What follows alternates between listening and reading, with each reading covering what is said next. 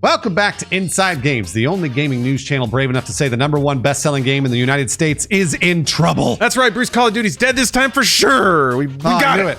We got him. Both Warzone and last year's Call of Duty Vanguard ate it hard, according to recent financial results from Activision Blizzard, with the franchise losing a third of its monthly active players and almost half of its revenues over the past year. Oh boy. That's in business terms, that's a big old yikes. When people see that, they start heading for the door. And the same financial results, the publisher confirmed rumors that this year's COD will be a sequel to 2019's Modern Warfare from Infinity Ward, along with a, quote, new free-to-play Warzone experience, also from Infinity Ward. This tees up a real interesting question about the future of Call of Duty. Can Modern Warfare 2 save the series? And this is really weird. How will Microsoft's pending acquisition of Activision Blizzard affect the launch of the game later this year? Could it be a Game Pass exclusive? Ooh. Oh! Probably no on that last one, but we'll take a full look at all the issues regardless. So since these are financial results, we turn to the one staff member that learned to count to 10. Charlotte, you gotta make us feel smart here, please. It would be my pleasure. How's this for starters? Did you know that there's a number higher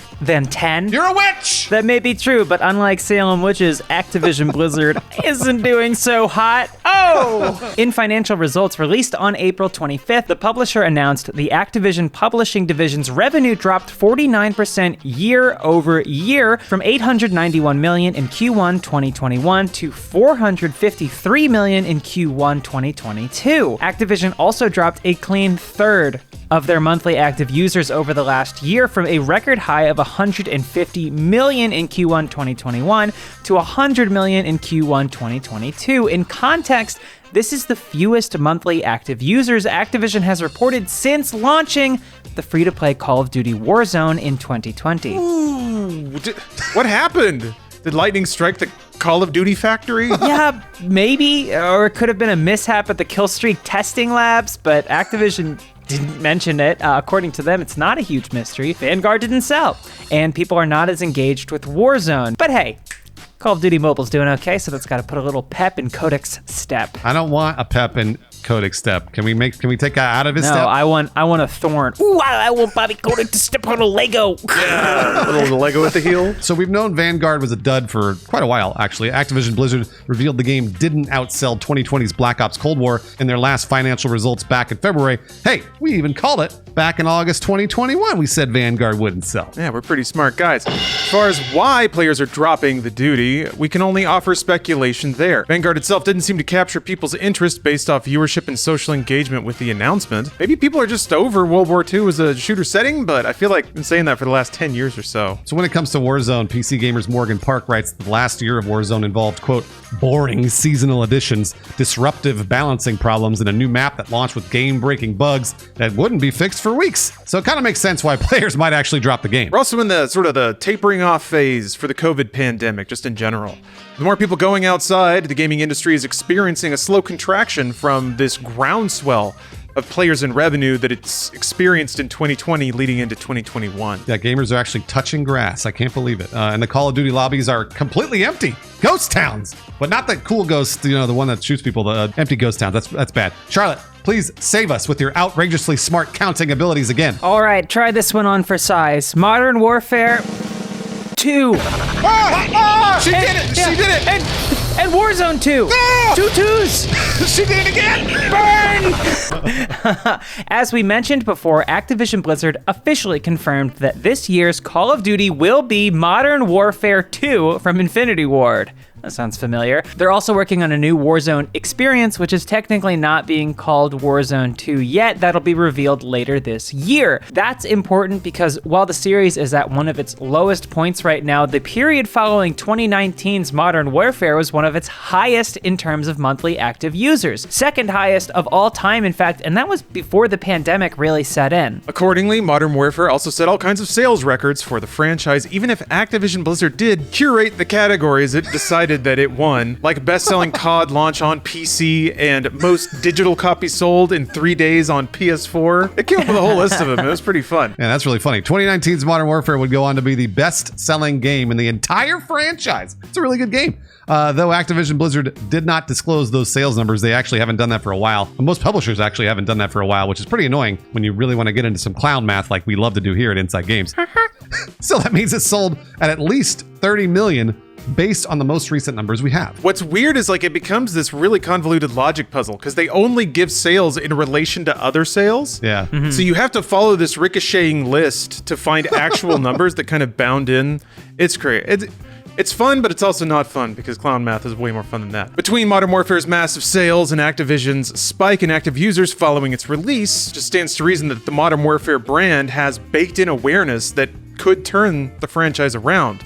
Again, it actually did that before. So Call of Duty could be unpredictable. It's kind of weird. Yeah. Infinity Ward's track record before Modern Warfare was not the best. Infinite Warfare and Call of Duty Ghosts were both low points for the series and also not very good before Modern Warfare turned it all around again. Boy, oh boy, Lawrence, you said it. Call of Duty is unpredictable. Speaking of unpredictability, there's another huge factor looming over Modern Warfare 2. What's that, Charlotte? Yeah, it's Microsoft CEO Satya Nadella pacing back and forth in his Onyx Tower, counting the days until his acquisition of Activision Blizzard is complete. Ants, all of them. Glowing orb that has an Activision Blizzard logo trapped inside. Yeah. You will be mine soon. As announced back in January, Microsoft is going to buy Activision Blizzard in a $68.7 billion deal that is expected to close in Microsoft's fiscal year 2023. Wow, you could buy Twitter almost once and a half over with that. That starts in July, which means this Call of Duty could launch after the acquisition is closed. This implies a lot of interesting and possibly clickbaity questions.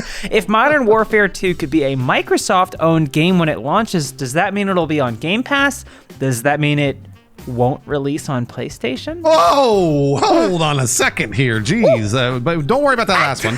Call of Duty actually will continue to launch on PlayStation platforms for now. Publishers sign publishing agreements that aren't nullified once they're acquired, so all existing publishing contracts that Activision Blizzard already executed with Sony must be fulfilled even after they're acquired by a competitor. Sony themselves stated they, quote, expect that Microsoft will abide by contractual agreements and continue to ensure Activision games are multi-platform this January, when Microsoft announced the acquisition, with Microsoft Gaming CEO Phil Spencer later confirming that would be the case. Yeah, this whole situation actually already happened with 2019's The Outer Worlds from Obsidian Entertainment. Microsoft acquired them in 2018 before the launch of The Outer Worlds, which still shipped on PlayStation when it launched that next year. Yeah, so we don't know what'll happen after Activision Blizzard fulfills their existing publishing contracts, though.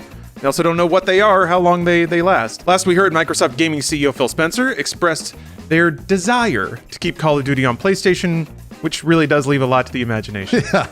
As far as this year's Call of Duty goes, we expect the game will launch just as it would have otherwise, with the incredibly very small possibility that it's included in Game Pass. What if it is, though? What if Call of Duty Modern Warfare 2 is on Game Pass on day one? What a deal. That'd be a play, huh? That would be a big play here. That seems possible, provided the acquisition goes through quickly and Microsoft feels like burning even more money to drive Game Pass signups. I mean, they're already acquiring Activision Blizzard for almost $70 billion. Why not toss a few $100 million worth of Call of Duty sales at goosing Game Pass numbers? That makes a lot of sense. So, the question is, do you think Xbox is going to put Call of Duty Modern Warfare 2 on Game Pass this year? Day one Game Pass? Is that what we're thinking, Lawrence? What do you think? I want them to, just for the spiciness of it. I want to see the people yelling at each other on the internet. I want to see Sony diehards getting real mad about it. Oh, I want to see it. But I don't know. There's a lot. There's some stuff in the way. The recent sexual harassment cases caused some senators to send a letter to the SEC about this deal. So things like that, like, I don't think they're going to stop it, but they might slow it down. And if it doesn't go through lickety-split, then if it's not Microsoft's property by the time it releases, then it's probably not going to be on Game Pass. That would just be weird, executing that deal before you own it. I don't know. So maybe, but it seems like just like anything that even delays the deal puts that possibility out of the window of launch. But it would be cool. Charlotte, what about you? Say something that makes people mad. Yeah, I would love to. I love it when people on the internet are mad at me. I do own it on Game Pass purely for the prospect of it being like a gateway game to get like Mountain Dew, Doritos Elite gamers hooked on Game Pass, and then next thing you know, they're playing cute anime farm sims. Oh, yeah, that makes sense. Because there are no shortage of those on Xbox Game Pass. Yeah, you're So right. get them in the ecosystem, and next thing you know, they're like, man, my crops are not doing well this winter. I think Phil Spencer is a mad genius. And the longer that I watch Phil Spencer work, the more I realize that whatever decision he makes, he's like my messiah. Whatever decision he makes, I trust wholly and completely. So if he doesn't put it on Game Pass, I go, Phil, I trust you. It's okay. You're going to put it on Game Pass next year. If he does put it on Game Pass, I go, Phil, I trust you. That's the right move. Me personally, I probably think it won't. I mean, like, it'll be on Game Pass maybe at some point, but I don't think it's going to go day one. Phil Spencer has to answer your text now, Bruce. He has to. I don't even have his phone number. I guess that's fair. Yeah, the number I gave you wasn't his. Okay. All right. I'll go to his house. I don't know where you live, Phil. I know of Phil Spencer back in Philly. Maybe he knows the real Phil Spencer. We should have him on the show. Oh, Philadelphia Spencer. Well, thanks again to the amazing patrons that we have this week. Hey, they really called that duty, if you know what I'm talking about. That's gross, Lawrence. You wrote that line. And now that you I read say it, it's gross. you're the one who said it. Clayton Ganger, Orala, Kyle Ellis, Jared or Ermac, and Brown Sugar. Yeah, I have some folks that modernized my warfare this week. Not gross at all, Bruce. I don't know why you said that. Scody Ryan, Regulus, Mason Hoover, Spirit Bear, and Dylan Hiley. Thank you for modernizing my warfare. And I want to name some people that are in the warm zone of my heart. You too. Oh, wow, that's really nice. Oh. I just needed to do the preamble, so I had to put something there.